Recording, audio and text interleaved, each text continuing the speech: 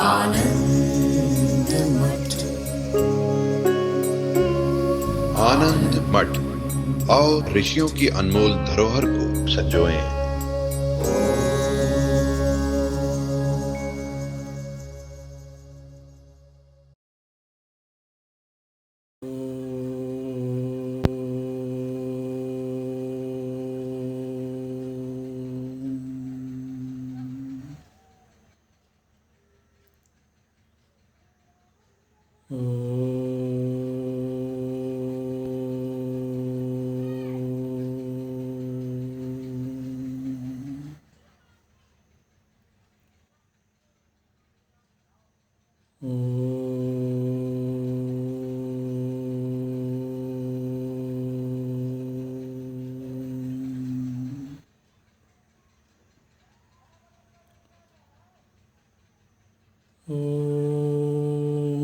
भद्रं कर्णेभिः शृणुयाम देवाः, भद्रं पश्येमाक्षभिर्यजत्राः, स्थिरैरङ्गैस्तुष्ट्वागुंसस्तनूभिः व्यशेम देवहितं यदायुः। स्वस्ति न इन्द्रो वृद्धस्रवाः, स्वस्ति नः पूषा विश्ववेदाः, स्वस्ति नस्तार्क्ष्यो अरिष्टनेमिः, स्वस्ति नो बृहस्पतिर्दधातु। ॐ शान्ति शान्ति शान्तिः।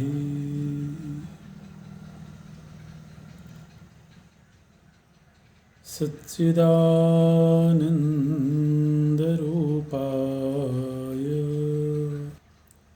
विश्वोत्पत्त्यादिहेतवे तापत्रयविनाशाय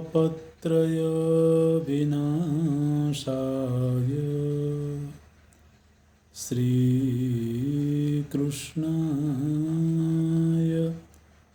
वयं नमः। श्रीकृष्णाय वयं नमः। नारायणं नमस्कृत्य नरं चैव नरोत्तमं, देवीं सरस्वतीं व्यासं ततो जयमुदीरयेत्। ततो जयमुदीरयेत्।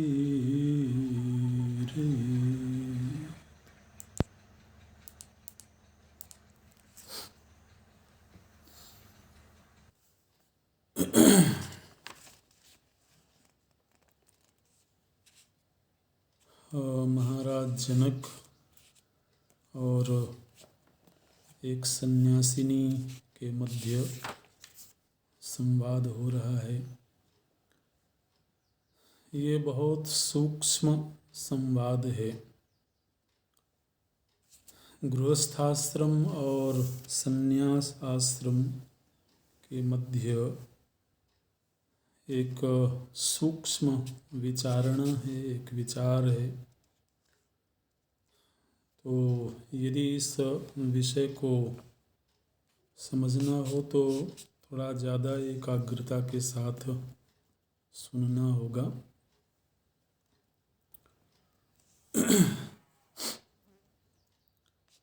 जैसा कि हम लोगों ने देखा कि सुलभा नाम की जो सन्यासिनी हैं, उन्होंने अपनी योग शक्ति से एक सुंदर युवती का रूप बनाया, किंतु वेश सन्यासिनी के ही धारण किए हैं। वो महाराज जनक की सभा में उपस्थित हुई हैं और अपने योग बल से सूक्ष्म रूप से वो उनके महाराज जनक के चित्त में, उनके शरीर में प्रविष्ट हो गई हैं। स्थूल रूप से तो राजसभा में बैठे हुए हैं और उस राजसभा में और भी गणमान्य लोग उपस्थित हैं, किंतु स्थूल रूप से वो महाराज जनक के शरीर में प्रविष्ट हो गई हैं। प्रयोजन है ये जानने का कि महाराज जनक जीवन मुक्त हैं अथवा नहीं हैं। महाराज जनक को भी इस बात का संज्ञान हो गया कि ये सन्यासिनी किस लिए यहाँ पधारी हैं, और साथ ही उन्होंने ये भी जान लिया कि ये सूक्ष्म रूप से मेरे भीतर प्रविष्ट हो चुकी हैं और मेरे नेत्रों को स्तंभित कर दिया है। मेरे चित्त को भी उन्होंने अपनी ओर आकृष्ट कर लिया है। और फिर महाराज जनक बोलते हैं, बोले कि पंचशिख नाम के ऋषि के द्वारा मुझे ज्ञान प्राप्त हुआ और मोक्ष धर्म का उन्होंने मुझे उपदेश किया है, और उस उपदेश को प्राप्त करके मेरे भीतर वैराग्य का उदय हो गया है। इसलिए अब किसी भी वस्तु के प्रति मेरे चित्त में वैराग्य नहीं, वो आसक्ति नहीं है। किंतु उन्होंने कहा था कि तुम राजपाट का त्याग नहीं करना, इसलिए मैं राजा के कर्तव्य का निर्वाह कर रहा हूँ, छत्र चमर आदि धारण करता हूँ, किंतु किसी के प्रति मेरा कोई मोह नहीं है और किसी के प्रति पक्षपात नहीं है, अपने पराये का भाव नहीं है। इसलिए मैं किसी के प्रति भी राग द्वेष पूर्ण व्यवहार नहीं करता हूँ। यश्च मे दक्षिणं बाहुं चंदनेन समुक्षयेत सव्यं वास्यामि यस्तक्षेत समावेता बुभौ मम। एक दृष्टांत के जरिए वो समझाते हैं अपनी मनस्थिति को। बोले कि एक बाहु में कोई चंदन का लेप कर रहा हो और दूसरे बाहु का कोई छेदन कर रहा हो, काट रहा हो, दोनों के प्रति मेरे चित्त में समान भाव रहता है।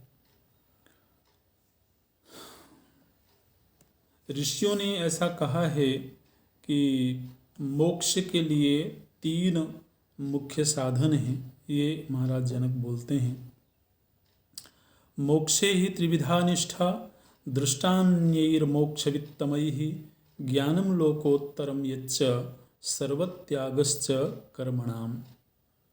तो ऋषियों ने ये कहा है कि अलौकिक ज्ञान, अलौकिक संन्यास और अलौकिक कर्म, ये 3 मोक्ष के मुख्य साधन ऋषियों ने बताए हैं। अलौकिक ज्ञान मतलब तत्व संबंधी ज्ञान। अलौकिक संन्यास माने त्याग वृत्ति, केवल वेश धारण नहीं बल्कि संन्यास वृत्ति। संन्यास एक कर्मकांड भी होता है। संन्यास एक आश्रम है, तो उस आश्रम में प्रवेश करना एक कर्मकांड है। त्रिदंड धारण करना, जो विशुद्ध रूप से परंपरागत रूप से संन्यास ग्रहण किया जाता है, तो उसमें गैरिक वस्त्र धारण करना है, त्रिदंड धारण करना है, इस तरह से कई नियम होते हैं। तो वो तो एक हो गया व्यावहारिक संन्यास एक आश्रम के रूप में, और दूसरा चित्त से सर्वत्याग, सर्व का न्यास करना, तो ये अलौकिक संन्यास बोलते हैं। तो बोले कि अलौकिक संन्यास, अलौकिक ज्ञान और अलौकिक कर्म। अलौकिक कर्म मतलब निष्काम कर्म। तो ये 3 मोक्ष के साधन हैं, ऐसा हमने सुना है ऋषियों से, महात्माओं से। फिर बोलने लगे महाराज जनक, बोलते हैं कि हे सन्यासिनी जी, यदि कोई गृहस्थाश्रम में हो और वह यम नियम आदि का पालन करता हो, शास्त्र में बताए हुए जो मोक्ष संबंधी योग्यताएं हैं, उन योग्यताओं से संपन्न हो और गृहस्थाश्रम में रहता हो, तब भी वह मोक्ष लाभ कर सकता है।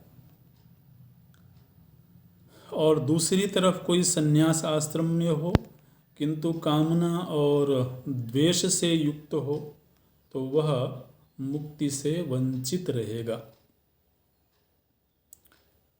ये बोलते हैं। इसलिए मैं त्रिदंड धारण करना अथवा गैरिक वस्त्र धारण करने को मोक्ष का मुख्य साधन नहीं मानता हूँ। और मैं ये मानता हूँ कि जिस तरह से एक राजा छत्र चमर आदि धारण करता है, उसी तरह से एक सन्यासी त्रिदंड धारण करता है। तो इसलिए एक राजा भी कुछ चीज़ों को अपना रहा है, तो एक सन्यासी भी कुछ चीज़ों को अपना रहा है। तो मैं ये मानता हूँ कि यदि कोई केवल गृहस्थ आश्रम को दोष युक्त समझ करके और गृहस्थाश्रम का परित्याग करके दूसरे आश्रम में चला जाए, तो निश्चित रूप से वह कुछ छोड़ रहा है तो कुछ पकड़ रहा है। अगर वो गृहस्थ आश्रम को छोड़ रहा है तो संन्यास आश्रम को पकड़ रहा है। गृहस्थाश्रम संबंधी कर्तव्यों को छोड़ रहा है तो संन्यास आश्रम संबंधी कर्तव्यों को स्वीकार कर रहा है। तो इसलिए फिर राजा और सन्यासी में भेद क्या रहा? जिस तरह से राजा किसी के ऊपर अनुग्रह करता है अथवा किसी का निग्रह करता है, उसी तरह से एक सन्यासी भी किसी के ऊपर अनुग्रह करता है और किसी का निग्रह करता है। अगर वह आचार्य की भूमिका में है तो उसे किसी का निग्रह भी करना होता है। निग्रह माने दंड देना, और किसी के ऊपर अनुग्रह भी करना होता है। और एक राजा भी यही कार्य करता है। तो इसलिए मेरी दृष्टि में एक सन्यासी राजा की ही भांति है। और मेरी ये धारणा है कि ये जो गैरिक वस्त्र धारण करना है, मुंडन करना है, त्रिदंड और कमंडलु धारण करना है, तो ये जो बाह्य पहचान है, ये मोक्ष के मुख्य साधन नहीं है। केवल इन्हीं से मोक्ष की सिद्धि नहीं हो सकती है। ये भी एक चिन्ह है, एक पहचान मात्र है। तो जिस तरह से एक पहचान राजा के पास है, उसी तरह से एक पहचान सन्यासी के पास में है।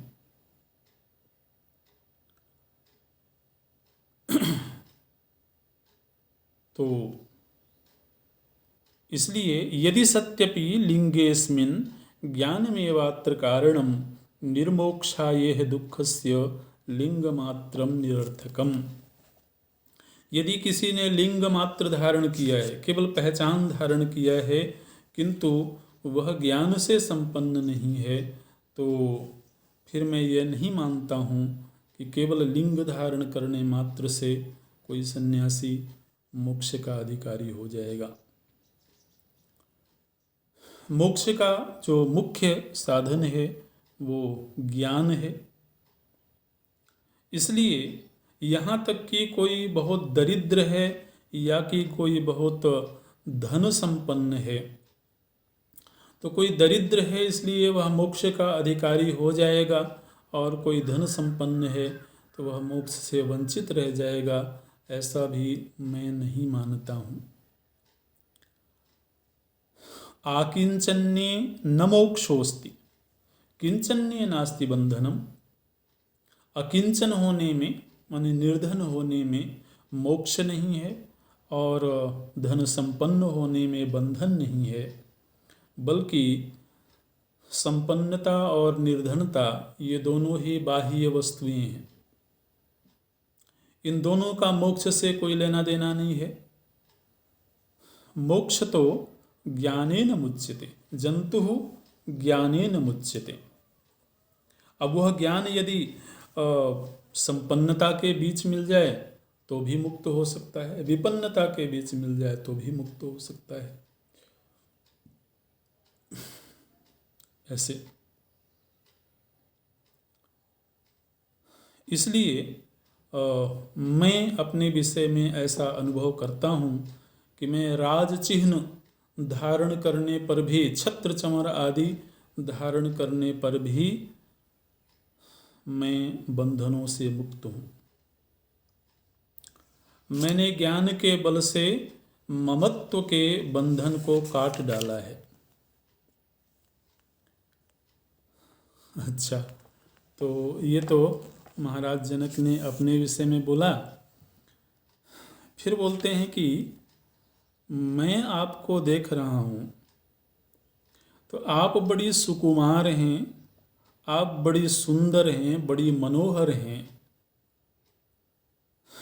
यौवन से संपन्न हैं, और दूसरी तरफ आपने सन्यास के वेश धारण किए हुए हैं। तो योग का और शारीरिक सौंदर्य का कोई मेल नहीं है। योग का और इस तरह से भोगोपयोगी शरीर का कोई योग नहीं है। तो इसलिए मैं थोड़ा असमंजस में पड़ रहा हूँ कि त्रिदंड धारण करने पर भी आप त्रिदंडधारी के अनुरूप चेष्टा नहीं कर रही हैं।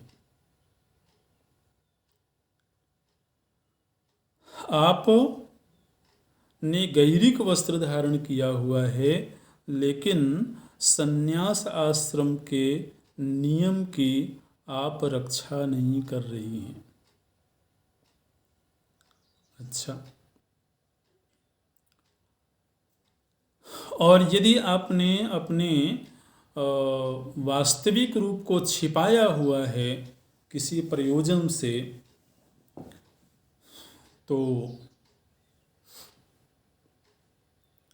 जीवन मुक्त के लिए तो कुछ छिपाने को होता ही नहीं है।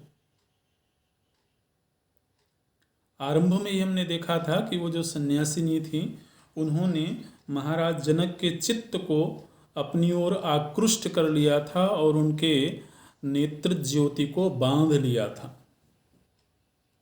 ठीक उसी तरह से जो जिस तरह से कोई पुरुष कामासक्त पुरुष, कामुक पुरुष किसी युवती की ओर आकृष्ट हो करके और एकाग्र हो जाए, तो उसी तरह से रूप तो उन्होंने उस तरह का धारण किया और साथ ही अपने योग बल से उन्होंने महाराज जनक के नेत्रों को स्तंभित कर दिया।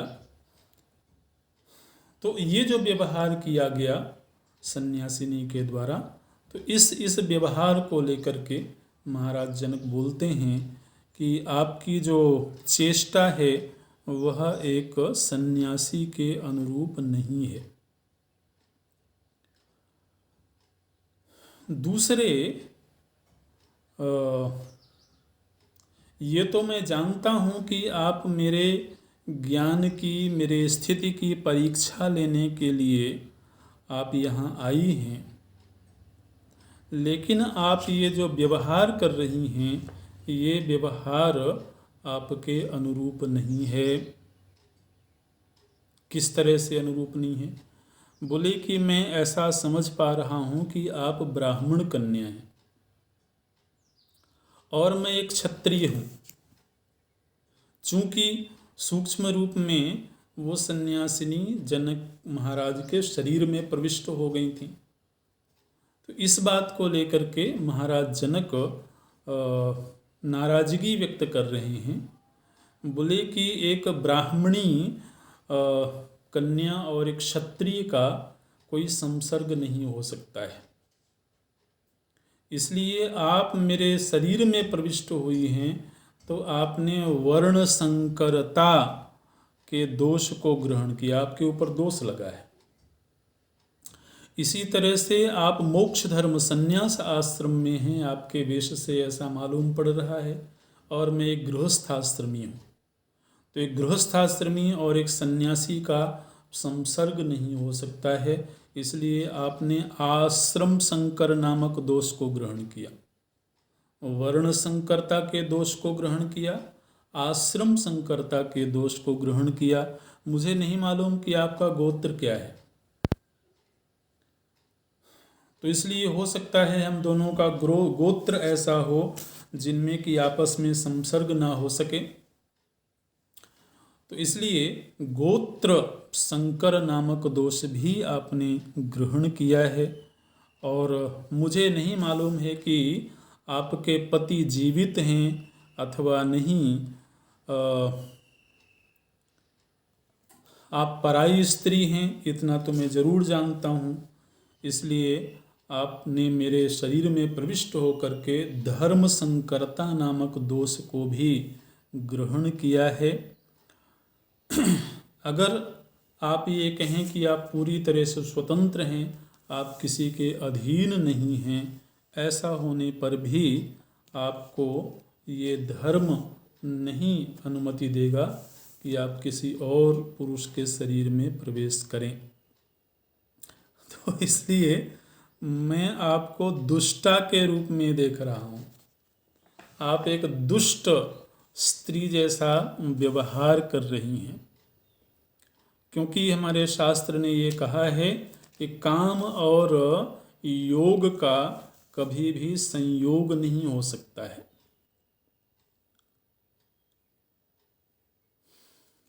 इस तरह से तो व्यक्ति को 3 जगहों पर छद्म वेश में नहीं जाना चाहिए। यदि आप वास्तव में कुछ और हैं, लेकिन आप कुछ और रूप बना करके आई हैं, तब भी मैं समझता हूँ कि आप गलत कर रही हैं, क्योंकि 3 जगहें ऐसी होती हैं जहाँ छद्म वेश में नहीं जाना चाहिए। न राजानम मृषा गच्छेत न द्विजातिम कथंचन न स्त्रियम स्त्री गुणोपेताम हन्युर्हेते मृषा गताः। बोले राजा के पास छद्म वेश में नहीं जाना चाहिए। वेद के विद्वान आचार्य अथवा ब्राह्मण के पास छद्म वेश में नहीं जाना चाहिए, और पतिव्रता स्त्री के पास भी छद्म वेश में नहीं जाना चाहिए, क्योंकि जिस दिन उनको यथार्थ का पता लग जाएगा उस दिन वो अपने बल से उस व्यक्ति की बहुत हानि कर सकते हैं, उसको भस्म कर सकते हैं। इसलिए आपने ये जो व्यवहार किया है ये अनुचित है। मैं आपसे पूछना चाहता हूँ कि आप कौन हैं, कहाँ से आई हैं, किसकी हैं? सात्वं जातिं श्रुतं वृत्तं भावं प्रकृतिमात्मनः कृत्यमागमने चैव वक्तुमर्हसि तत्वतः। इसलिए आपको ये बताना होगा कि आपकी जाति क्या है, आपका शास्त्र ज्ञान कितना है, आपका चरित्र, आपका अभिप्राय, स्वभाव और यहाँ आगमन का प्रयोजन यथार्थ रूप से आपको बताना होगा। तो इस तरह से राजा ने एक तरह से सुलभा का अपमान भी किया और उनको बुरा भला कहा, ये कह सकते हैं। और पूछा है उन्होंने कि आप कौन हैं, किस लिए आई हैं, किसकी हैं, आपको ये छद्म व्यवहार क्यों करना पड़ा। तो एक तो अपनी स्थिति क्या है वो महाराज जनक ने बताई, और फिर सुलभा जी के व्यवहार के आधार पर उन्होंने प्रश्न किया। अब वो जो सन्यासिनी हैं वो बोलना आरंभ करती हैं। तो सबसे पहले उन्होंने कहा कि वाणी के दोष कितने प्रकार के होते हैं। तो विस्तार से उन्होंने बताया है कई श्लोकों में कि वाणी के इतने प्रकार के दोष होते हैं, तो इन दोषों से मुक्त रहते हुए मैं आपसे वार्तालाप करूंगी। मैं जो बोलूंगी उसमें वाणी के इनमें से कोई भी दोष नहीं होंगे। मैं निर्दुष्ट और यथार्थ वाणी का प्रयोग करूंगी, इसलिए आपको उसी रूप में मेरे वाक्यों को श्रवण करना होगा और समझना होगा। वक्ता और श्रोता के बीच भी एक वाणी का एक बंधन होना चाहिए। जो वाणी जिस अर्थ में वक्ता के द्वारा प्रयुक्त हो रही हो, श्रोता के हृदय में भी उस वाक्य के जरिए उसी अर्थ का स्फुरण होना चाहिए, तभी संवाद सार्थक होता है। तो इसलिए मैं सार्थक वचन का प्रयोग करूंगी और आपको भी उसी रूप में मेरी बातों को समझना होगा। अब बोलना आरंभ करती हैं। बोले, आपने मुझसे पूछा कि आप कौन हैं। काशी कस्य कुतश्चेति त्वयाहमभिचोदिता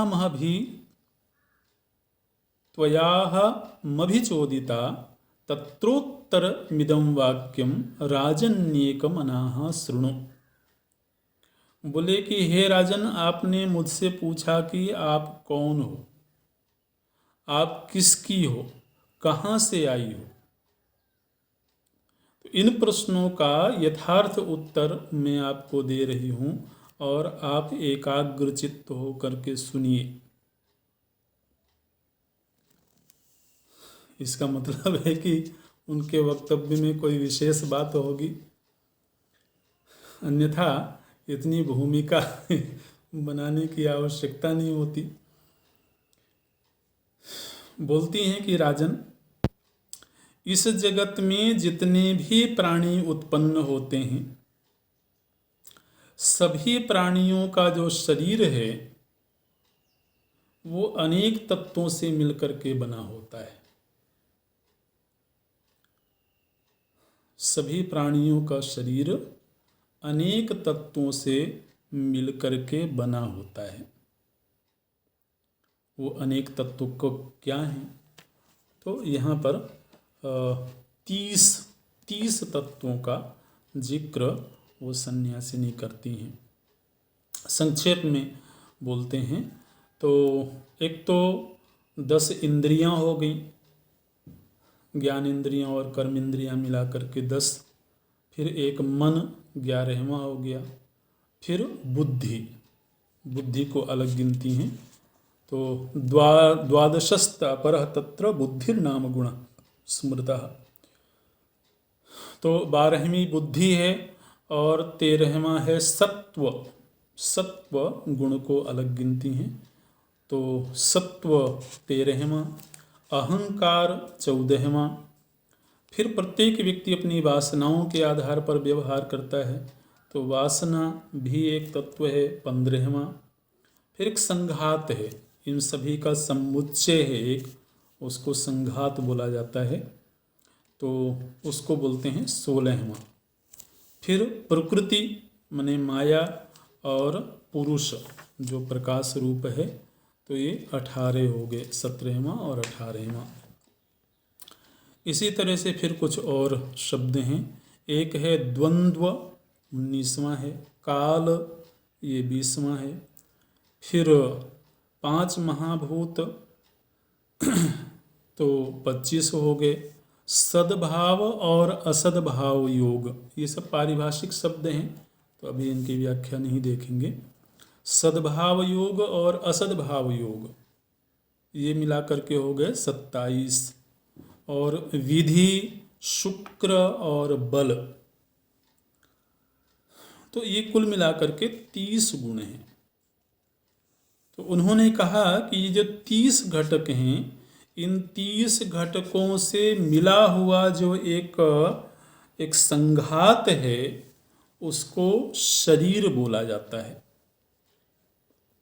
और प्रत्येक प्राणी को इसी तरीके से शरीरों की प्राप्ति होती है। और यह जो शरीर है, इसमें जितने भी उपादान हैं, ये सब के सब प्रकृति से आए हैं। ऐसे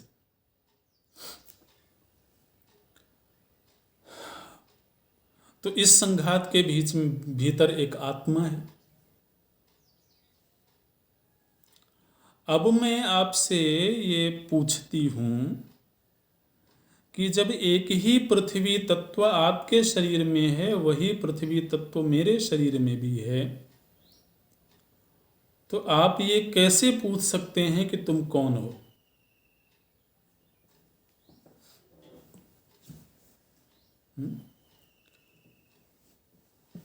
जो 30 घटकों से आपका शरीर बना है, उन्हीं 30 घटकों से मेरा शरीर भी बना हुआ है।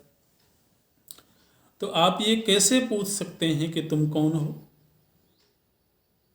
यदि तो आप में और मुझ में कोई भेद होता, तभी एक व्यक्ति दूसरे से ये पूछता कि आप कौन हैं। यदि आप आत्मा का अनुभव कर रहे होते, देखिए, महाराज जनक के आत्मज्ञान के ऊपर ही सन्यासिनी ने आक्षेप किया। बोले, यदि आप आत्मा का अनुभव कर रहे होते, तो जिस तरह की आत्मा आपके भीतर है, वही आत्मा मेरे भीतर भी है।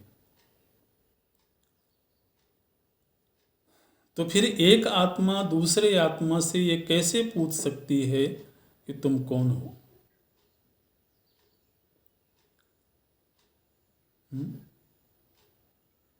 यदि आप सर्व रूप में आत्मा का अनुभव कर रहे होते, तो आप ये कैसे पूछ सकते थे कि कहाँ से आई हो, किसकी हो?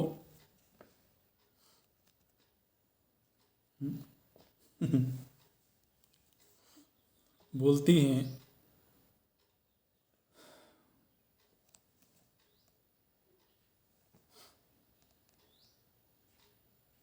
आप यदि अपने में और दूसरे में समभाव रखते, तो आप बार बार ये मुझसे प्रश्न नहीं करते। यदि आत्मनि परस्मिंश्च समता मध्यवस्यति अथ माम काशी कस्येति किमर्थम अनुपृच्छसि। यदि आपके भीतर समता की दृष्टि होती, तो आप ये मुझसे बार बार नहीं पूछते कि आप कौन हैं और किसकी हैं। आप यदि ऐसा पूछ रहे हैं, इसका मतलब है कि आपके भीतर भेद दृष्टि है। आपने कहा कि एक राजा के व्यवहार में और एक सन्यासी के व्यवहार में, माने स्थिति में कोई भेद नहीं है। मैं आपसे ये प्रश्न करती हूँ कि एक राजा के रूप में आपको विजय चाहिए कि नहीं चाहिए? आपको संधि करनी है कि नहीं करनी है। एक राजा के जो कर्तव्य हैं उन कर्तव्यों को तो निभाना होता है।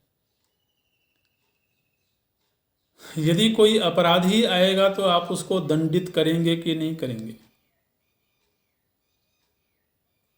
यदि कोई मित्रता के लिए हाथ बढ़ाएगा तो आप मित्र बनेंगे कि नहीं बनेंगे। एक राजा दूसरे राजा का कई बार शत्रु होता है और कई बार एक राजा दूसरे राजा का मित्र होता है। तो शत्रुता और मित्रता का व्यवहार आप करते हैं कि नहीं करते हैं।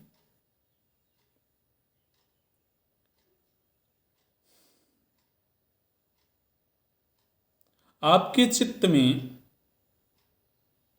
अपने राजकोष के प्रति, अपने परिजनों के प्रति, अपने मंत्री, अपने सचिवों के प्रति ये भाव है कि नहीं कि ये मेरे हैं।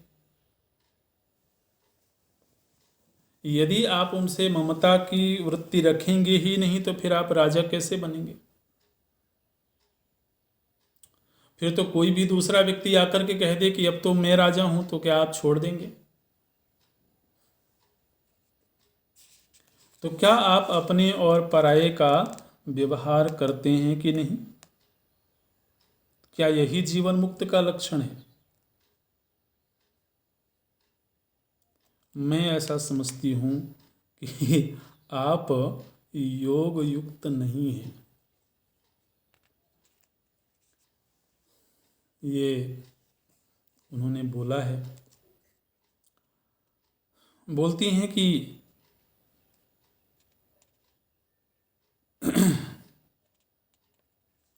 राजा की जितनी प्रकृतियां होती हैं उसमें मंत्री है, उसमें रानी है, उसमें कोष है, तो लगभग 7 प्रकृतियां होती हैं राजा की। मित्र, मंत्री, नगर, राष्ट्र, दंड, कोष और राजा, ये राज्य के 7 अंग माने जाते हैं। तो ये जो 7 अंग हैं, क्या आप इनको धारण करते हैं कि नहीं करते हैं। इनके प्रति ये मेरे हैं ऐसा आपके भीतर भाव है कि नहीं है। क्या आप ये कह सकते हैं कि आप पूरी तरह से स्वतंत्र हैं। जिस समय आपको मंत्रीगण बुलाने के लिए आएंगे राजकार्य के लिए, उस समय आपको राज दरबार में जाके बैठना होगा। जिस समय आपके राज्य के ऊपर कोई आक्रमण करेगा उस समय आपको युद्ध करने के लिए जाना होगा। क्या आप पूरी तरह से स्वतंत्र अपने आप को मानते हैं।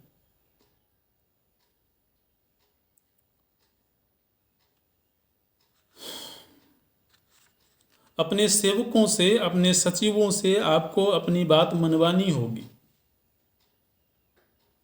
और कई बार आपके सचिव, आपके मंत्री आपकी बात नहीं मानेंगे तो आपको उस बात को लेकर पीड़ा भी होगी।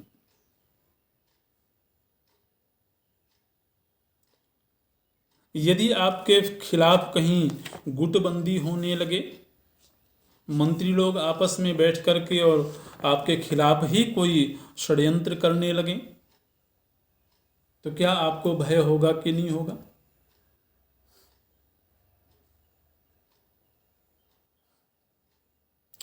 ये बोलती हैं आप कितने स्वतंत्र हैं आप बताइए। आपको सोने की इच्छा हो रही हो और आपके दरबार में कार्यार्थी काम लेकर के आपके नगर के लोग आ जाएं, तो क्या आप स्वतंत्र हैं कि आप सोने चले जाएं।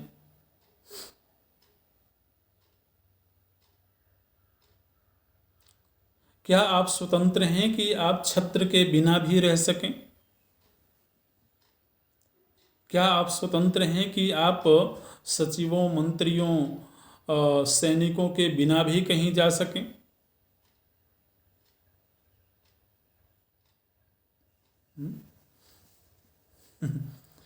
ये जो लोग राजनीतिक तौर पर बहुत ऊंचे ऊंचे पदों पर पहुंच जाते हैं ना, उनके जीवन में उतने ही ज़्यादा बंधन हो जाते हैं। आदमी को लगता है कि वो बहुत बड़ा आदमी हो गया है, लेकिन सच ये है कि वो और ज़्यादा बंधनों से आबद्ध हो जाता है। तो जितने ज़्यादा बंधन होंगे वो कोई बहुत सुख देने वाली चीज़ें तो नहीं है। दूसरों को लगता है कि देखो इनके साथ में इतनी सिक्योरिटी चल रही है, इतने सुरक्षा कवच है, किधर स्वतंत्रता है उस व्यक्ति को।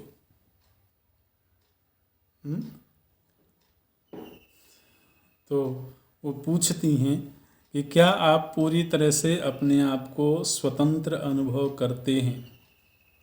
क्या आपका राजकोष खाली होता चला जाए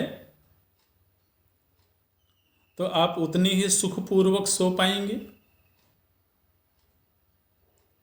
क्या आपके राज्य में शत्रुओं का आक्रमण हो जाए, आप उतने ही सुखपूर्वक सो पाएंगे? क्या आप भय से ग्रस्त नहीं हैं? क्या आप शंकाओं से ग्रस्त नहीं हैं?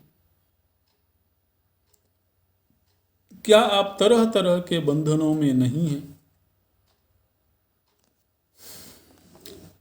तो फिर आप कैसे कह सकते हैं कि आप जीवन मुक्त हैं?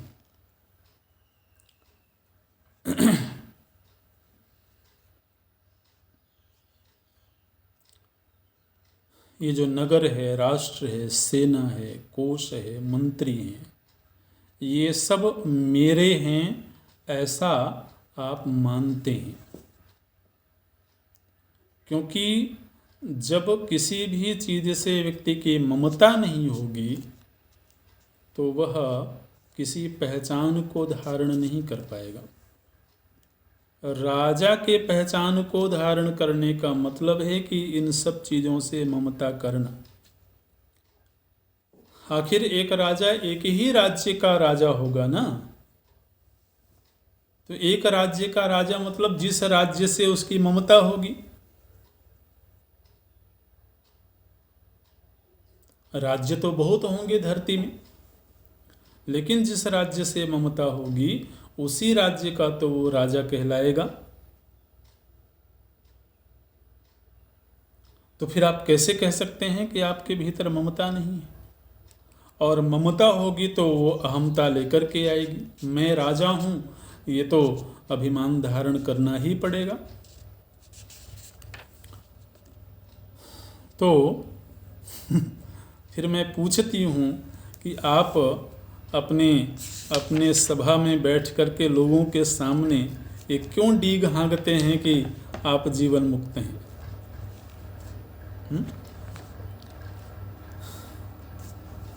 आपने इस सभा में आप स्वयं जानते हैं कि आपके सभा में कितने गणमान्य लोग बैठे हुए हैं, कितने प्रबुद्ध लोग बैठे हुए हैं, कितने सम्मानित लोग बैठे हुए हैं।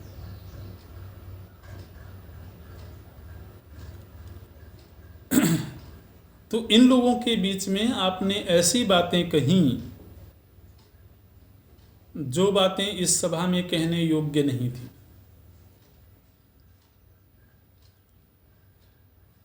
एक तो राजा संबंधी सारी पहचानों को धारण करते हुए भी आपने कहा कि मैं अनासक्त हूं, मैं मुक्त हूं। दूसरे, मैं अपने विषय में बताती हूं कि मेरे अपने शरीर से ही आसक्ति नहीं है। तो फिर आपके शरीर से आसक्ति मुझे क्यों होगी? स्वदेहे नाभिसंगो में कुतः पर परिग्रहे नमामेवं विधाम युक्ताम ईदृशम वक्तुमर्हसि। मैं एक योग युक्त सन्यासिनी हूं और मेरे प्रति आपने जिस तरह की बातें कही हैं वो आपको शोभा नहीं देती है। किस तरह से शोभा नहीं देती हैं? बोले अब ये जरा और ज़्यादा सूक्ष्म बात जो आगे बोलने जा रही हैं, बोलती हैं कि पंचशिख आचार्य ने आपको जिस शास्त्र का अध्ययन कराया है, जिस मोक्ष शास्त्र के विषय में आप बोल रहे हैं, मुझे लगता है कि वो कोई और ही शास्त्र उन्होंने आपको पढ़ा दिया है, वो मोक्ष शास्त्र नहीं पढ़ाया है। क्योंकि यदि कोई महापुरुष मुक्त हो जाएगा तो फिर एक मुक्त महापुरुष भेद बुद्धि रखेगा ही नहीं। मैं आपको बताती हूँ, आपने कहा कि मैंने दोषों को ग्रहण किया है, मैंने वर्ण संकरता के दोष को ग्रहण किया है, मैंने आश्रम संकरता के दोष को ग्रहण किया है, धर्म संकरता गोत्र संकरता के दोष को ग्रहण किया है। तो मैं बताती हूँ कि ये आप व्यर्थ प्रलाप कर रहे हैं, क्योंकि मैंने अपनी बुद्धि के द्वारा आप में प्रवेश किया है। आपके शरीर के एक भी अंग को मैंने स्पर्श नहीं किया।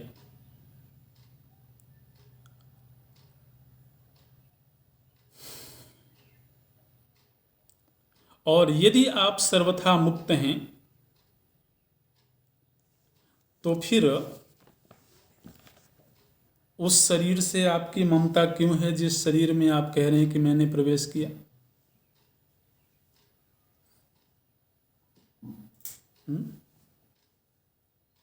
राजा का जो शरीर है उस शरीर से तो आप मुक्त हो गए हैं ना, आप ऐसा मानते हैं।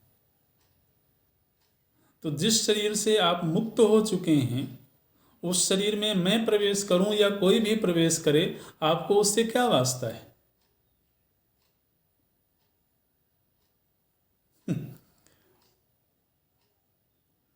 बोलती हैं सत्त्वेनानुप्रवेशो हि योयम त्वयि कृतो मया किम तवाप कृतम तत्र यदि मुक्तोसि सर्वशः। यदि आप पूरी तरह से मुक्त हो गए हैं तो, और मैं भी केवल बुद्धि से ही आपके शरीर में प्रविष्ट हुई थी, आपके उस शरीर के किसी अंग का स्पर्श नहीं किया था मैंने।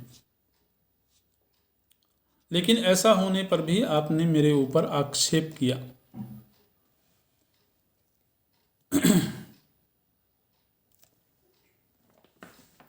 सन्यासी के लिए यह नियम है कि वह एकांत स्थान पर वास करे। और मैंने तो समझा था कि आपका ये जो शरीर है ये एकांत है।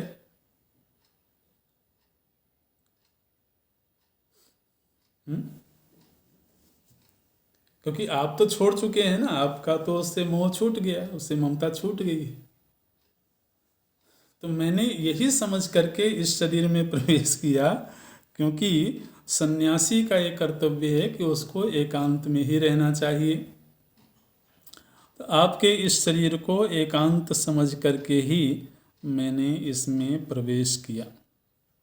न पाणिभ्याम न बाहुभ्याम पादोरुभ्याम न चानघ न गात्रावयवन वैरण्यैः स्पृशामि त्वाम नराधिप। बोलती हैं कि राजन, मैं आपको आपके शरीर को हाथों से, भुजाओं से, पैरों से, शरीर के किसी भी अवयव से स्पर्श नहीं कर रही हूँ।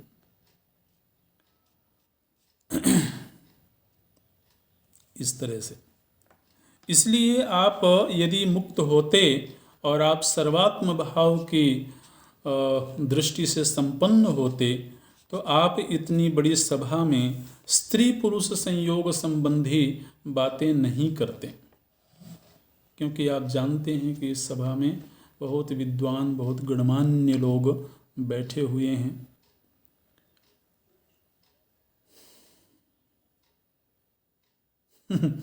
बड़ा जबरदस्त आक्षेप किया उन्होंने। बोलती हैं कि यद्यपि मैं आपको स्पर्श नहीं कर रही हूं, लेकिन फिर भी यदि आप मेरे स्पर्श का अनुभव कर रहे हैं तो फिर आपके गुरु ने आपको कौन से ज्ञान का उपदेश किया है?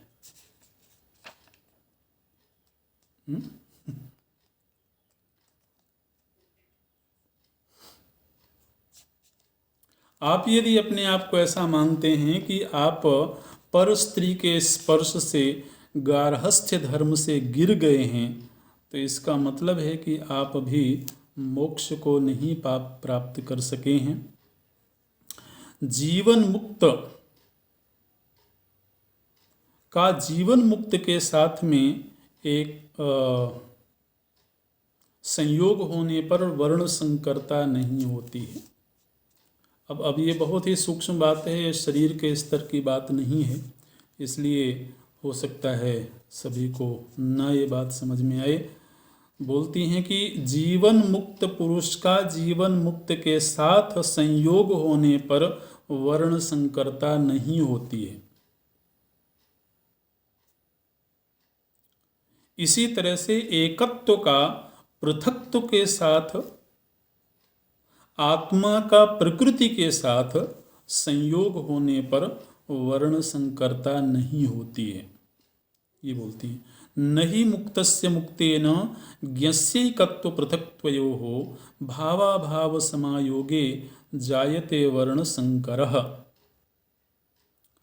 माने जीवन मुक्त की दृष्टि में अब तो शरीर नाम की कोई वस्तु रही नहीं, जीवन मुक्त की दृष्टि में केवल आत्मा है, और दूसरा जो जीवन मुक्त है उसकी दृष्टि में भी केवल आत्मा है। तो आत्मा का आत्मा से ही संयोग होने पर वहां वर्ण संकरता किधर है?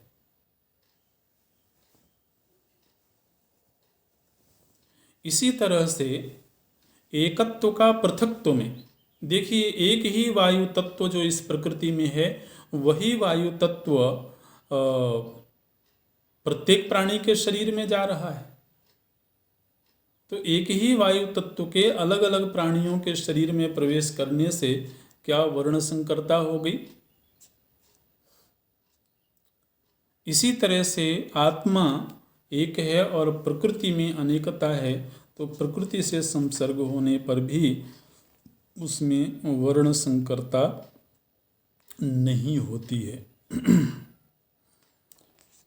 शरीर दृष्टि से वर्ण और आश्रम का भेद है, लेकिन जिसको ब्रह्म साक्षात्कार हो गया है, जिसको अभेदक ज्ञान प्राप्त हो गया है, उसकी दृष्टि में वर्ण संकरता नाम की कोई चीज नहीं है।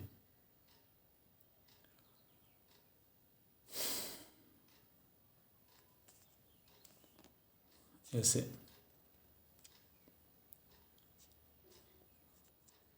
और मैं एक सन्यासिनी हूँ, मैंने कोई छद्म वेश नहीं धारण किया है, मेरे चित्त में कोई वर्ण संकरता फैलाने अथवा पराये धन का अपहरण करने की वृत्ति नहीं है। मैं अखंड ब्रह्मचर्य व्रत से संपन्न हूँ, और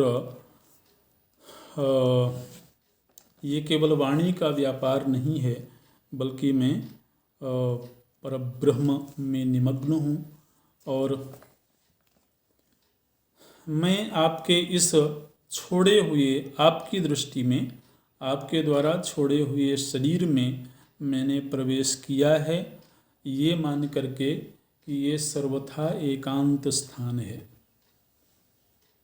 इसलिए मैंने इसमें प्रवेश किया है और मैं शीघ्र ही इसको छोड़ के चली भी जाऊंगी। इस तरह से तो ये संवाद यहीं पूरा हो जाता है। फिर महाराज ने उसका कोई प्रत्युत्तर दिया हो ऐसा यहाँ पर प्रसंग नहीं है। इस वार्तालाप की यही संपन्नता हो जाती है। लेकिन इसमें कई बातें ऐसी थीं जो थोड़ी सूक्ष्म थीं। अभी यहीं पूरा करते हैं। ओम पूर्णमदः पूर्णमिदं पूर्णात् पूर्णमुदच्यते पूर्णस्य पूर्णमादाय पूर्णमेवावशिष्यते। ओम शांति शांति शांति। हरि ओम। श्री गुरुभ्यो नमः। हरि ओम।